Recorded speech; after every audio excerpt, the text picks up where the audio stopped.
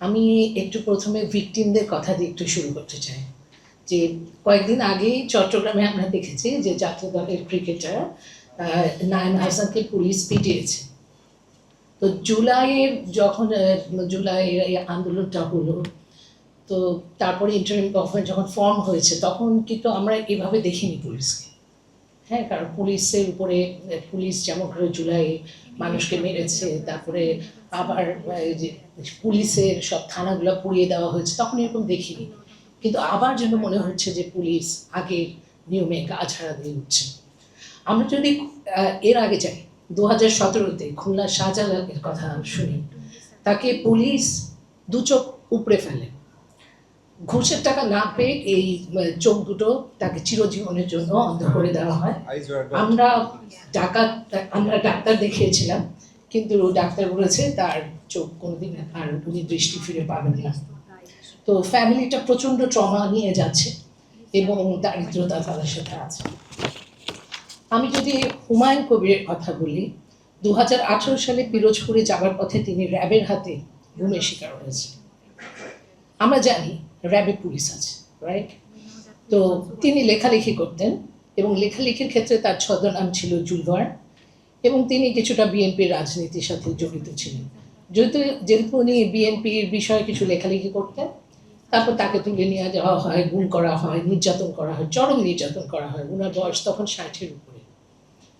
তো ব্যক্তিটি ফিরে এসছেন, কিন্তু ওনার এখন প্রায় ডিমেনশিয়া হয়ে যাচ্ছে এবং খুবই শরীর ব্যথা, এবং উনি সাংঘাতিকভাবে ট্রমাটাইজড। উনি আমাদের একটা প্রোগ্রামেও এসেছিলেন। উনি এসে, আমি যাদের কথা বলছি তাদের সব ভিকটিমদের কনসেন্ট নেওয়া আছে, তাদের স্টোরিটা আমি বলতে পারবো। আবার যদি চট্টগ্রামের সাজু আক্তারের কথা বলি, উনি একজন নারী, প্রায় 40 বছর বয়স্ক। উনি ওনার ভাইকে 2014 সালে পুলিশ ধরে নিয়ে যাচ্ছিল। সেই 2014 সালে কিন্তু অনেক নি ক্যাপিং এর ঘটনা ঘটেছে। তো উনি যখন তার ভাইকে ছাড়াতে চাচ্ছিলেন, তখন পুলিশ সরাসরি তার পায়ে গুলি করে, এবং উনি এখন ক্রাচে ভর করে হাঁটেন, পঙ্গু মানুষ হয়ে গেছে। তো আমরা দেখেছি যে গুমে থেকে ফেরত আসা প্রায় সব ব্যক্তি চরম নির্যাতনের শিকার হয়েছিলেন, আর অনেকে তো ফেরতই আসেনি। অনেকের এক্সট্রা জুডিশিয়াল কিলিং এর ঘটনা ঘটেছে। তো মানে কিরকম ব্রুটালিটি একটা ছিল একটা সময়, যে মানুষকে ইচ্ছা মতো তুলে নিয়ে যাওয়া হচ্ছে, গুম করা হচ্ছে, খুঁজে পাওয়া যাচ্ছে না। এবং এর পাশাপাশি পুলিশ কাস্টাডিতেও নির্যাতনের ঘটনা ঘটেছে, কিন্তু শেখ হাসিনা সরকারের আমলে আমরা একটু পুলিশ কাস্টাডি নির্যাতন কম পেয়েছিলাম। কারণ হচ্ছে, তো তুলে নিয়ে গুম করে ফেললেই তো হলো, তারপর মেরে ফেললেই হলো। যে অনেক আগে যেমন আমরা দেখতাম যে ঝুলিয়ে পিটাচ্ছে বিএনপি আমলে কাস্টাডিতে, থানাতে, তো সেটা আমরা হাসিনার আমলে একটু কমও দেখেছি। তো এই কারণটা হলো গুম। আর হচ্ছে যে অনেক এই যে এইসব ভিকটিমরা কিন্তু পিটিএসডির শিকার, ডিপ্রেশনের শিকার। সাইকোসোশ্যাল যে সাপোর্টগুলো, সেগুলো ফাইন্যান্সিয়াল সাপোর্ট, সাইকোসোশ্যাল সাপোর্ট ওনারা পান না। এবং আমাদের দেশে তো ভিকটিম এবং যে সাক্ষী সুরক্ষা কোনো আইন নাই, ফলে তারা কিন্তু কোনোভাবেই সাপোর্ট পান না এবং তার জন্য বিচারও পান না। এবং আমাদের তো জুডিশিয়ারি অবস্থা আপনারা সবাই জানেন কী রকম অবস্থা। তো অধিকার আমি একটু স্ট্যাটিস্টিক্সটা বলি, যে 2001 থেকে 2026 সালের মার্চ পর্যন্ত 4286 ব্যক্তিকে আইন প্রয়োগকারী সংস্থা বিচার বহির্ভূতভাবে হত্যা করেছিল বলে অভিযোগ রয়েছে। এদের মধ্যে 484 জনকে নির্যাতন করে হত্যা করা হয়েছে বলে জানা যায়। তবে আমরা যেটা মনে করি, এটি হচ্ছে টিপ অফ দ্য আইসবার্গ। কারণ এত জনবহুল দেশে, আর আমরা নিজেরাও পারসিকিউটেড অর্গানাইজেশন ছিলাম, আমরা যেহেতু রিপোর্টিং করেছিলাম এক্সট্রা জুডিশিয়াল কিলিং, হেফাজতে ইসলাম এর অ্যাক্টিভিস্ট বা শাপলা চত্বরের ঘটনাকে কেন্দ্র করে 5 ও 6 মে 2013, এ কারণে আমাদের উপরে অনেক পারসিকিউশন হয়েছে। আমাদের সেক্রেটারি এবং ডাইরেক্টর, তাদেরকে জেলে পড়া হয়েছে, আমাদের সারাক্ষণ মনিটরিং করা হয়েছে, আমাদের ডিরেজিস্টার করা হয়েছে, আমাদের অফিসে ডিবি পুলিশ এসে সমস্ত অফিসের জিনিসপত্র লণ্ডভণ্ড করে নিয়ে গেছে, এবং আমরা সবসময় মনিটরিংয়ে থাকতাম। আমরা জানতাম যে আমরা যে কোনো জায়গায় যাচ্ছি, আমাদের কেউ ছুরি মেরে দিতে পারে, মেরে ফেলতে পারে, গাড়ি উঠে যেতে পারে, আমাদের হয়তো সরকার বলবে এটা অ্যাক্সিডেন্ট। তো আমাদের দেশে তো প্রতিটা সরকারি সময়ে মানে মানবাধিকার লঙ্ঘন হয়েছে, কিন্তু শেখ হাসিনা সরকারের সময় এটা সমস্ত সীমা অতিক্রম করে গেছে। কিন্তু আমার যেটা ভয় হচ্ছে নাইমের ঘটনার পরে মনে হচ্ছে আবার যেন আমরা অন্যদিকে সীমা লঙ্ঘন আরো বড়র দিকে না যাই। তো একটা কোয়েশ্চেন থাকেই যে কেন এরকম করে, যেটা অনেকে এখানে আলোচনা করেছেন, যেটা হচ্ছে যে সরকার নিজের ক্ষমতা টিকিয়ে রাখার জন্য পুলিশদের ব্যবহার করে এবং তখন পুলিশের যে পেশাদারিত্ব আর ডিসিপ্লিনটা নষ্ট হয়ে যায় এবং মানবাধিকার লঙ্ঘনের সাথে জড়িত থাকলেও তারা তখন দায় মুক্তি ভোগ করতে থাকে এবং জবাবদিহিতা থাকে না। এবং অনেক সময় তারা বুঝতেও পারে না, যেটা তাজুমা বলেছেন যে এটা বোধহয় 1861 সালের যে আইনটা, যে তারা জানে না এটা কি লফুল না আনলফুল, এটা জাস্ট তাকে গুলি করার নির্দেশ থাকলে সে গুলি করতে বাধ্য। তো এরকম একটা যে পরিস্থিতি, যেটা এই যে আবু সাইদ হত্যার সাথে জড়িত যে পুলিশ অফিসার বলেছিল আমি শুধু আমার ডিউটি করেছি, আমি তো কোনো ক্রাইম করিনি, সে বলছে আমি অর্ডার পালন করেছি। তো এই হচ্ছে পরিস্থিতি। কিন্তু এভাবে কি পুলিশ মারতে পারে? পুলিশ আইনে কি আছে ডাইরেক্ট শুট টু কিল? এটা কি আছে? তো আমরা দেখেছিলাম যে জুলাই আন্দোলনে মানে পুলিশের, যেটা আমরা হেফাজতের সময় আমরা জানতাম, কিন্তু সেখানে অনেক মানে স্মিয়ার ক্যাম্পেইন হয়েছে আমাদের এগেনস্টে, বলা হয়েছে আমরা মিথ্যা কথা বলেছি, আমরা ভুয়া রিপোর্ট করেছি। এই জন্য আমাদের উপরে আমরা যে বলেছিলাম যে পুলিশ কীভাবে মেরেছে বা আইন প্রয়োগকারী সংস্থা করেছে, সেটা মিডিয়াগুলো একদম ধামাচাপা দিয়ে দিয়েছিল। কিন্তু যেটা জুলাইতে সবাই কিন্তু ইন্টারনেটে সোশ্যাল মিডিয়াতে দেখেছে যে কিভাবে পুলিশ সহ আইন প্রয়োগকারী সংস্থাগুলো টার্গেট করে করে মেরেছে, স্নাইপার ইউজ করেছে এবং এই ছেলে মেয়েগুলাকে চোখ নষ্ট করেছে, অঙ্গহানি করেছে, মেরে ফেলছে। তো সেখানে আমরা বুঝেছি যে মানুষের ঘৃণা কিরকম ছিল, কারণ এরপরে যে থানাগুলোকে পুড়িয়ে দেওয়া, হ্যাঁ অনেক ভালো পুলিশ অফিসার অবশ্যই আছেন, কিন্তু এই যে মানে দায় মুক্তির কারণে সবাই কিন্তু সাফারার হয়ে গেল, তাই না? পুলিশ তো আমাদের দরকার, কিন্তু এই যে দায় মুক্তি, যে সরকারের যে রাজনৈতিকভাবে ইউজ করার প্রচেষ্টা, এই কারণে সব অনেক ম্যাক্সিমাম পুলিশের ভিকটিম হয়েছে। আরেকটা জিনিস একটু বলতে চাই, যে পুলিশ যখন কাউকে মেরে ফেলে তখন যে ফরেন্সিক ডাক্তারকে চাপ দিয়ে মিথ্যা রিপোর্ট লিখতে বাধ্য করা হয়, এর অনেকগুলো উদাহরণ রয়েছে। আমরা আবু সাইদের ঘটনাটা যদি দেখি, যে তার ফরেন্সিক ডাক্তারকে চাপ দিয়ে মিথ্যা রিপোর্ট করা হয়েছিল এবং 5 বার রিপোর্ট কিন্তু চেঞ্জ করা হয়।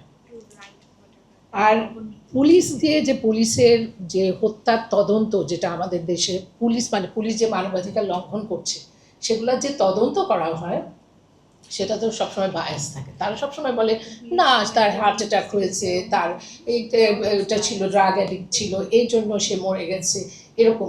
আর পোস্টমর্টেম রিপোর্টগুলো ডিস্টার্ব করা হয়। তো এই জায়গাটা কিন্তু পুলিশের মানবাধিকার লঙ্ঘনের তদন্ত করা যাবে না। তার জন্য একটা পুলিশ সংস্কার কমিশনের একটা সুপারিশ ছিল যে জাতীয় মানবাধিকার কমিশনের যারা মেম্বার আছে তারা পুলিশের মানবাধিকার লঙ্ঘনের বিষয়ে তদন্ত করে থাকবে। এবং এটা 2025-এর মানবাধিকার কমিশন অধ্যাদেশও এই আইনটা মানে এটা অধ্যাদেশ যেটা ছিল সেখানে তদন্ত করার ক্ষমতা দেওয়া হয়েছিল।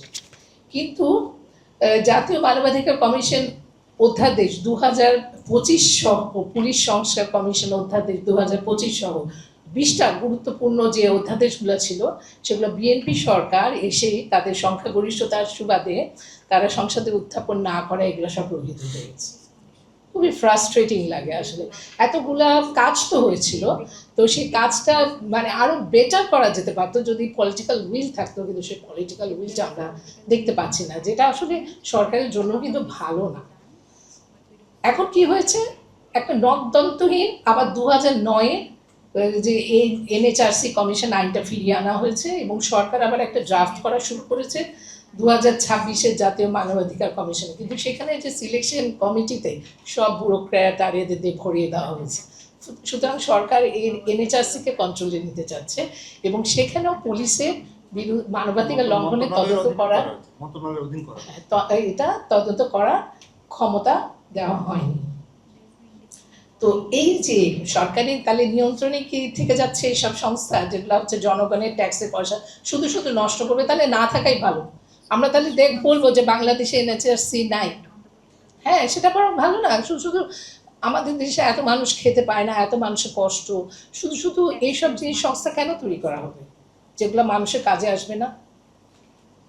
আর যেটা আমরা র্যাব বিলুপ্তির কথা সবসময় বলে আসছিলাম, এবং আমরা খালি না, গুম সংক্রান্ত তদন্ত কমিশন বলে এসছে, তারপরে হচ্ছে আরও ইন্টারন্যাশনাল ন্যাশনাল মানবাধিকার সংস্থাগুলো বলে এসেছিল র্যাব বিলুপ্তির কথা।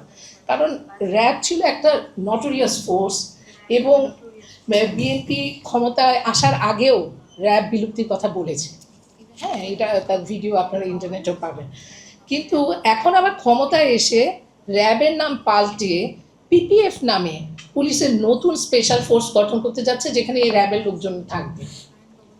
আমাদের বাংলাদেশের যে হিস্ট্রিতে আমরা দেখেছি যে স্পেশাল ফোর্স সবসময় মারাত্মক খারাপ, কারণ হচ্ছে রক্ষী বাহিনী, র্যাব দুটা দিয়ে অলরেডি প্রুভেন হয়ে গেছে।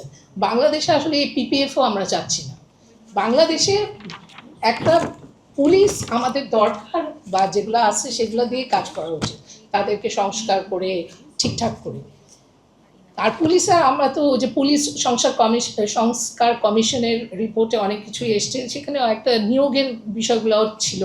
তো এখানে যেটা ছিল যে একটা, না আমরা যেটা দেখি যে পুলিশের একটা সাধারণ পোস্টে চাকরি পেতেও লাখ লাখ টাকা ঘুষ দিতে হয়, যে এই যে নিয়োগ বাণিজ্য, এই যে সব জায়গাগুলো।